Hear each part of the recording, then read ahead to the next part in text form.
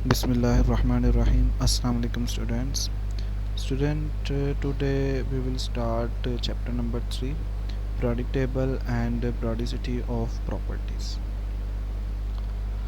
अब हमने जो है वो चैप्टर नंबर 3 का शुरू किया है। इस चैप्टर में आप क्या पढ़ेंगे, एक तो periodic टेबल पढ़ेंगे और दूसरा periodic प्रॉपर्टीज़ को डिस्कस करेंगे इसमें। जी, सबसे पहले इंट्रोडक्शन है। इन द 19th सेंचुरी, 19वीं सदी में chemist devote much of their efforts in attempts to arrange elements in a systematic manner. 19वीं सदी में जो मैक्सिमम केमिस्ट थे उन्होंने अपनी पूरी तवज्जो जो थी वो इस बात पर थी कि जो एलिमेंट डिस्कवर हुए हैं उनको किसी तरह से अरेंज किया जाए, ठीक है, एक तरतीब के साथ रखा जाए। देखिए ना, एक अलमारी अगर उसमें कपड़े पड़े हुए हैं तो अगर कपड़े बिखरे हुए हैं तो उसमें से कुछ आपने अगर अपने कपड़े निकालने हैं तो पूरी फैमिली के उसमें कपड़े पड़े हैं तो आपको निकालने में क्या होगी, दिक्कत होगी, बहुत ज़्यादा टाइम जो है वो कंज्यूम होगा। और अगर आपने उन्हीं कपड़ों को जो है वो एक तरतीब के साथ रखा हो तो आप इजीली जब उसको ओपन करेंगे और अपने कपड़े जो है वो निकाल लेंगे। बिल्कुल इसी तरह चूँकि जब एलिमेंट थे तो उनको स्टडी करना इतना ज़्यादा डिफ़िकल्ट हो चुका था कि पता नहीं चलता था कौन सा एलिमेंट कहाँ पे है, उसकी क्या प्रॉपर्टीज़ हैं। तो साइंसदानों ने जो है वो क्या, स्पेशली केमिस्ट जो थे, उन्होंने इस बात पे फोकस किया कि क्यों ना इनको जो है वो एक ख़ास तरतीब जो है वो दी जाए जिससे हम इनको आइडेंटिफाई कर सकें, हम इनकी प्रॉपर्टीज़ को आइडेंटिफाई कर सकें, इनकी केमिकल प्रॉपर्टीज़ क्या हैं, इनकी फ़िज़िकल प्रॉपर्टीज़ क्या हैं और इनका बिहेवियर क्या है, ये किस तरह केमिकल रिएक्ट कर रहे हैं, ईच ऑफ एवरीथिंग आपको जो है वो पीरियोडिक टेबल बता रहा होता है।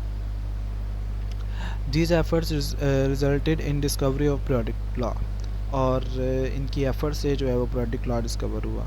On the basis of this law, इस लॉ के मुताबिक the elements known at that time, उस वक़्त तक जो एलिमेंट्स मालूम थे, were arrange in the form of a table which is known as periodic table. और फिर जो है वो उन एलिमेंट्स को तरतीब दिया गया और उनको तरतीब देने के बाद उन्हें एक टेबल मिला, उस टेबल को उन्होंने नाम दिया किसका, periodic टेबल का। बेसिकली पीरियोडिक का मतलब क्या होता है, रिपीटेडली, रिपीट होना, ठीक है। जिस तरह कहते हैं ना first period, second period, third period, वो क्या होता है, पीरियड यानी कि एक वक्त के बाद दोबारा जो है वो उसका रिपीट होना होता है पीरियोडिक, ठीक है। तो इसको पीरियोडिक टेबल का इसलिए नाम दिया गया था चूँकि इसमें प्रॉपर्टीज़ जो थी वो एक वक्फे के बाद क्या हो रही थी, रिपीट हो रही थी। One of the significant features of the table was that it predicted the properties of these elements which were not even discovered at that time. अच्छा, इस पीरियोडिक टेबल की ख़ास बात ये थी कि उस वक़्त जितने भी एलिमेंट डिस्कवर हुए थे उनके अलावा जो एलिमेंट डिस्कवर नहीं हुए उनकी भी प्रॉपर्टीज़, उनकी भी जो है वो खसूसियात बताता था ये table. The vertical column of the table The vertical column of the table were called groups and horizontal line were called period। अच्छा, जब आप periodic table देखेंगे तो इस तरह जो vertical लाइनें होंगी वो आपके पास क्या होंगी, ग्रुप्स होंगे, ठीक है। इस तरह जो लाइनें बनी होंगी वो ग्रुप्स होंगे और इस तरह जिस तरह लिखा हुआ है इसके ऊपर, इस तरह जो होंगे वो पीरियड्स होंगे, horizontal. That orderly arrangement of elements generally considered with their increasing atomic number. अच्छा, इसको जो है वो ना एटॉमिक नंबर इंक्रीज होने की बुनियाद पर तरतीब दिया गया था। The periodic table contains huge amount of information for scientist. तो पीरियोडिक टेबल के अंदर साइंटिस्ट के लिए बहुत ज़्यादा क्या थी, इंफॉर्मेशन थी कि अगर एक केमिस्ट है तो वो अगर जो है वो उसको पता चल जाता है कि इस एलिमेंट का ताल्लुक़ जो है वो फ़लाँ ग्रुप और फ़लाँ पीरियड से है तो वो उसकी सारी प्रॉपर्टी आपको बता सकता है। अच्छा जी, periodic table with the discovery of the periodic table the study of individual properties of the known element is reduced to study of a few groups. We will describe various times. अच्छा, अब जो है वो हम यहाँ पर पढ़ेंगे कौन कौन से साइंसदान आए और उन्होंने जो है वो क्या क्या कोशिश की पीरियोडिक टेबल को बनाने के लिए। तो सबसे पहले जिस साइंटिस्ट का नाम है उसका नाम है डुब्राइनर्स, ठीक है। और डुब्राइनर्स ट्राइएड यानी कि डुब्राइनर के ट्राइएड्स। ट्राइएड्स इसको क्यों कहा है, क्योंकि इसने जो है वो तीन तीन एटम का जो है वो लिया था table. This is a table. अच्छा, इसमें ये वाले जो आपको नज़र आ रहे हैं इस तरह, ये आपके पास क्या है जी, ग्रुप, और इस तरह आपके पास क्या हो जाएंगे, period. A German chemist De Bruyne observed a relationship between atomic masses of several groups of three elements called triads. De Bruyne ने क्या किया, इसने जो है वो रिलेशनशिप जो है वो कायम कर दिया अटोमिक मैसेस के दरमियान तीन तीन एलिमेंट्स का, और उन्हें उसने नाम दिया ट्राइएड्स। ठीक है, चूँकि मैंने पहले भी बताया इसने तीन तीन एलिमेंट्स यूज़ किए थे, तो इसलिए इसको ट्राई का मतलब होता है तीन, तो इसलिए इसको ट्राइएड्स कहते हैं। In this group the central और middle element had atomic mass average of the other two elements. तो उसने कहा अगर आप दो का जो है वो ना एवरेज लेते हैं तो सेंटर वाला जो होगा वो बाकी दो का क्या रखेगा, औसत रखेगा, एवरेज मास रखेगा। On triad group example is that of calcium 40, strontium 88 and barium 173. The atomic mass of strontium is the average of the atomic mass of calcium and barium. Only a few elements could be arranged in this way. This classification did not give wide acceptance. अच्छा, ये उसने एक group दिखाया है जिसमें उसने use किया है कैल्शियम, स्ट्रॉन्शियम और बेरियम को। अब चूँकि ये सेंटर में है तो अगर आप कैल्शियम का और बेरियम का जो है वो एवरेज निकालेंगे तो इन दोनों का एवरेज किसके बराबर आएगा, स्ट्रॉन्शियम के बराबर आएगा। यहाँ पर उसने जो है वो कुछ एग्जांपल्स दिए हैं, जिस तरह ये नीचे जो है वो इनके एटॉमिक मास लिखे हुए हैं और ऊपर ट्राइएड है, यानी कि ऊपर एलिमेंट लिखे हुए हैं। ये वाली एग्जांपल है जो अभी हमने देखी है। इसमें देखें ये सबसे पहले क्या है, कैल्शियम है, ये हमारे पास क्या है, स्ट्रॉन्शियम है, और ये क्या है, बेरियम। इसका एटॉमिक मास क्या है, कैल्शियम का 40, स्ट्रॉन्शियम का एटॉमिक मास क्या है 88, बेरियम का एटॉमिक मास क्या है 173। अब यहाँ पर देखें तो हमने क्या किया कि 40 प्लस 40 कैल्शियम का और बेरियम का प्लस 173। आपको पता है एवरेज कैसे निकालते हैं, जितने हम ऊपर जमा करेंगे उतने से हम उसको क्या कर देंगे, डिवाइड कर देंगे। जब आप 40 प्लस 137 को 2 से डिवाइड करेंगे तो क्या आंसर आ जाएगा आपके पास 88.5, जो कि किसके बराबर है, स्ट्रॉन्शियम के एटॉमिक मास के बराबर है। इस तरह एक और ग्रुप उसने बनाया, तो इसमें क्या है, ब्रोमीन है, क्लोरीन है जिसका मास क्या है 35.5 है, ब्रोमीन का 80 है और आयोडीन का 1 to 7 है। अब ये देखें 1 to 7 प्लस 35.5 डिवाइडेड बाई 2 किसके बराबर आ गया 81.5, जो कि तकरीबन किसके बराबर है, ब्रोमीन के बराबर है। इसी तरह यहाँ पर देखें तो 7 है एटॉमिक मास लिथियम का, सोडियम का 23 है, पोटाशियम का 39 है। तो पोटाशियम का और लिथियम का जो है वो जब निकाला तो सेंटर वाले का क्या आ गया हमारे पास, औसत आ गया। तो इस तरह जो है वो उसने कहा कि, लेकिन चूँकि तमाम एलिमेंट्स को इस तरह से तरतीब नहीं दिया गया, कुछ एलिमेंट का देखा तो डिफरेंट भी आया, जिसकी वजह से इसका जो था पीरियोडिक टेबल वो एक्सेप्टेबल नहीं हुआ। तो नेक्स्ट जो है वो हम देखते हैं।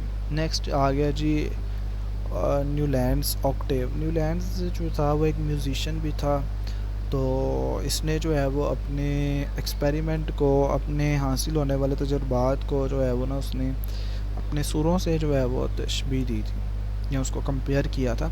After successful determination of correct atomic masses of elements by Cannizzaro in 1860 में कैनिज़ारो के एग्जैक्ट और सही जो है वो एटॉमिक मैसेज के बाद attempt were again initiated to organize elements। तो दोबारा जो है वो एलिमेंट को ऑर्गेनाइज करने का, उनको तरतीब देने का काम शुरू किया गया।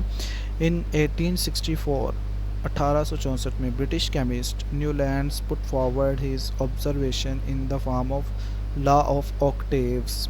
तो एक 1864 में एक ब्रिटिश केमिस्ट था न्यूलैंड जिसका नाम था, उसने जो है वो ऑक्टेव लॉ की सूरत में अपने जो मुशाहदात पेश किए।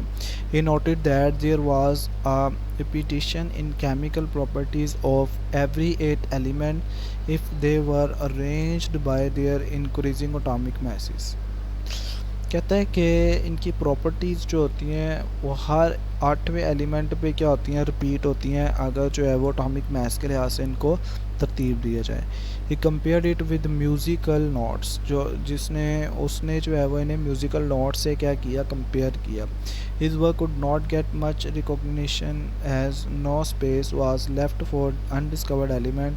The noble gases were also not known at that time. अच्छा, इसका भी जो है वो पीरियोडिक टेबल जो है वो एक्सेप्ट नहीं हुआ, उसकी वजह क्या थी? एक तो उस वक्त नोबल गैसेस जो थी वो डिस्कवर नहीं हुई थी, और सेकंड में उस वक्त जो दूसरे एलिमेंट या आइसोटॉप्स वगैरह जो है वो डिस्कवर नहीं हुए थे, उनके बारे में भी जो है वो इसने एक्सप्लेन कुछ नहीं किया। हाँ, इसने जो अपना पीरियोडिक लॉ, ऑक्टेव लॉ पेश किया था वो ये है, ठीक है। यहाँ पर देखें, इसने अपने सुर लिखे हुए ऊपर, जैसे सा रे गा मा पा दा नी। अब आगे क्या आएगा? सा रे गा मा पा दा नी, फिर आ जाएगा सा रे गा मा पा दा नी, फिर आ जाएगा सा। अब क्या हो रहा है कि यहाँ पर 1 2 3 4 5 6 7, एवरी 7 जो 8वां आएगा दोबारा से शुरू हो रहा है ना, ये 7 जो है वो यहाँ पर 7 हो गया, अब दोबारा से ये शुरू होगा, तो अब ये क्या होगा? 8वां होगा। हर 8वां एलिमेंट जो आएगा वो अपनी प्रॉपर्टीज़ को क्या करेगा जी? रिपीट करेगा।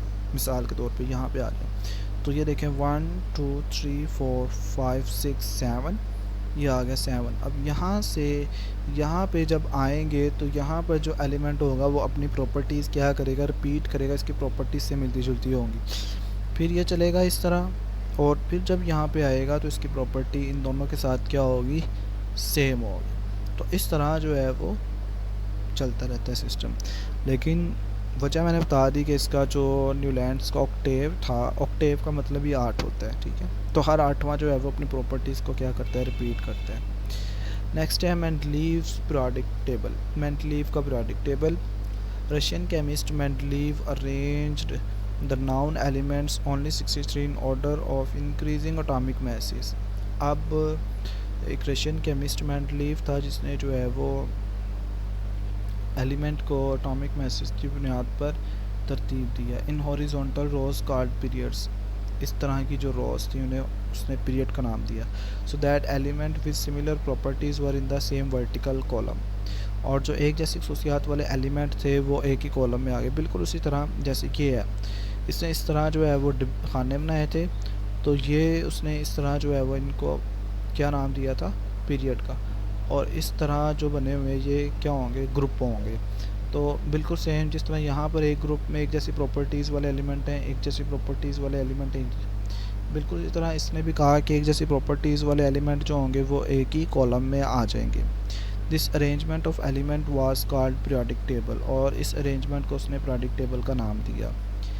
ही put forward the result of his work in the form of periodic law, और इसने जो है वो पीरियोडिक लॉ की सूरत में अपने रिज़ल्ट, अपने नतीजे को जो है वो कहा, विच इज़ स्टेटेड एज, जो कि ये पीरियोडिक लॉ। ये आपको शॉर्ट क्वेश्चन भी आता है, define periodic law, what is periodic law. तो यहाँ से शुरू हो रहा है, प्रॉपर्टीज़ ऑफ एलिमेंट और periodic functions of their atomic message. इसने कहा जो एटम की जो प्रॉपर्टी, एलिमेंट्स की जो प्रॉपर्टीज़ हैं या उनके पीरियोडिक फंक्शन जो है वो किस पर डिपेंड करती हैं? एटॉमिक मैसेज के ऊपर। Although Mendeleev periodic table was the first ever attempt to arrange the elements, yet it has a few demerits in it. अब वो कहता है कि although ये जो है वो पहली इसकी कोशिश थी एलिमेंट को तरतीब देने की, लेकिन इसमें भी कुछ जो थे वो डिफेक्ट थे। इस failure to explain the position of isotope, पहली बात तो ये इसने जो है वो आइसोटोप की पोजीशन को ही एक्सप्लेन नहीं किया।